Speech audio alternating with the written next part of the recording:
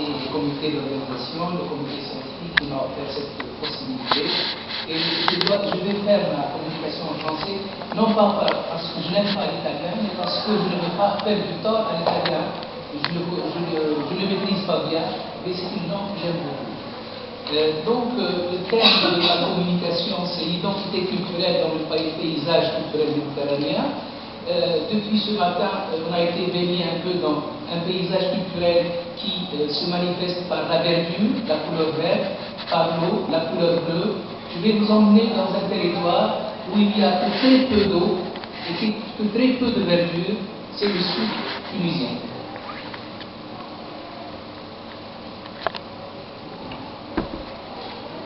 Cette communication va être faite sur trois parties, mais je vais passer très brièvement sur l'histoire et la géographie, même si l'histoire et la géographie font partie du paysage culturel.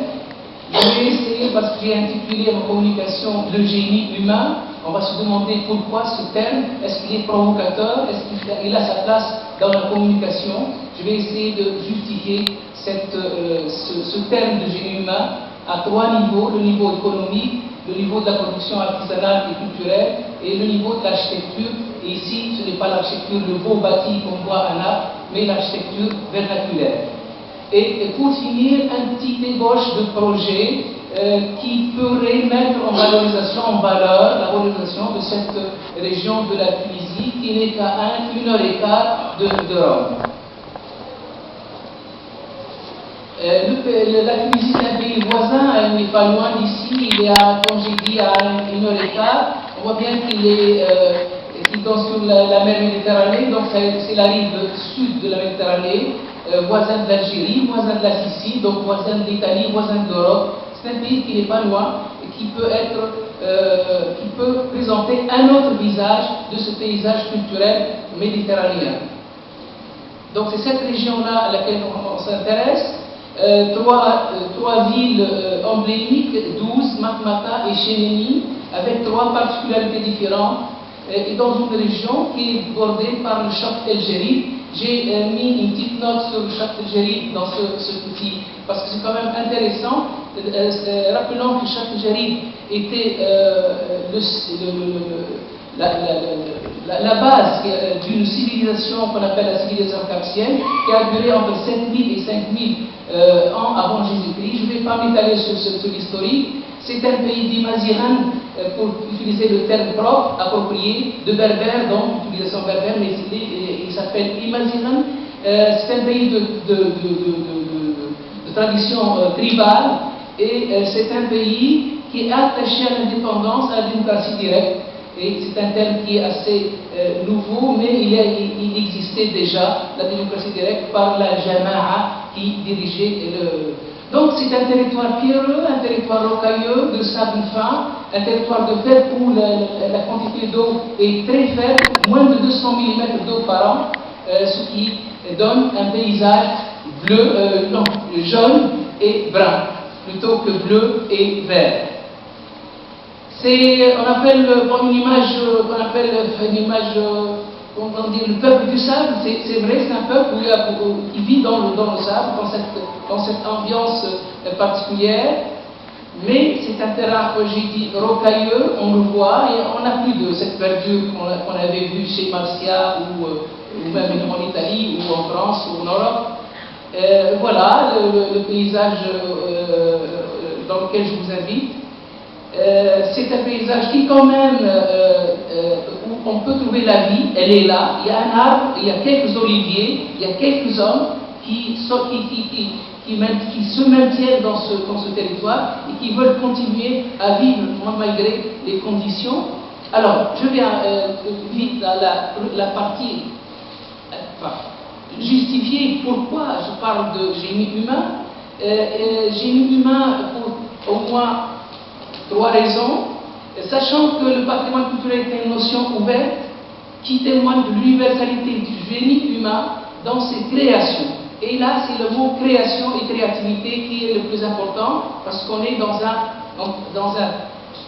un territoire de créativité, parce que l'homme, mis dans ces conditions-là, il a été obligé de trouver des solutions, donc créer des solutions. Et je passe. Ce génie humain, je vais l'aborder sur trois aspects.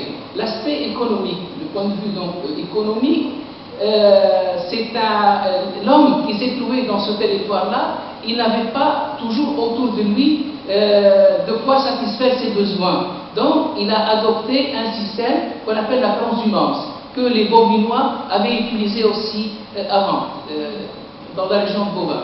Donc, de Bovino. Et donc, la transhumance, c'est un moyen pour pallier à cette insuffisance de possibilités de rester sur place. La transhumance et l'élevage. L'élevage, surtout, vous voyez sur cette photo, beaucoup de chèvres. Parce que la chèvre s'adapte bien à ce territoire rocailleux de montagne et de hauteur. Et de chameaux, l'allié principal de l'homme bédouin, du berbère et de l'homme nomade et semi-nomade. Mais ceci n'a pas empêché l'homme d'essayer de trouver, de planter quelques arbres, un olivier, un palmier,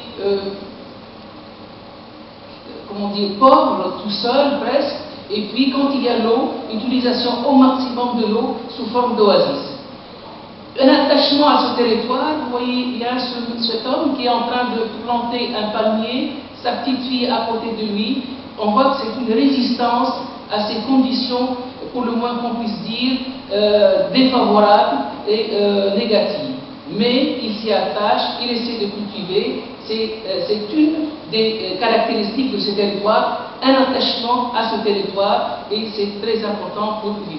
Mais si quand il y a un excédent de production, il va vers la ville, il essaie de vendre ce qu'il a en supplément et essayer de subvenir à ses besoins. Sur le plan de la production artisanale et culturelle, là aussi, il a essayé de s'adapter parce que et d'utiliser ce qui lui offre le territoire, ce qui lui offre le terrain. Qu'est-ce qu'il lui offre?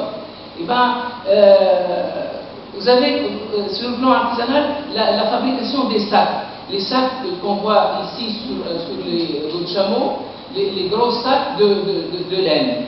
Ceux-là sont utilisés pour transporter les grains, pour transporter les dattes, pour faire le commerce.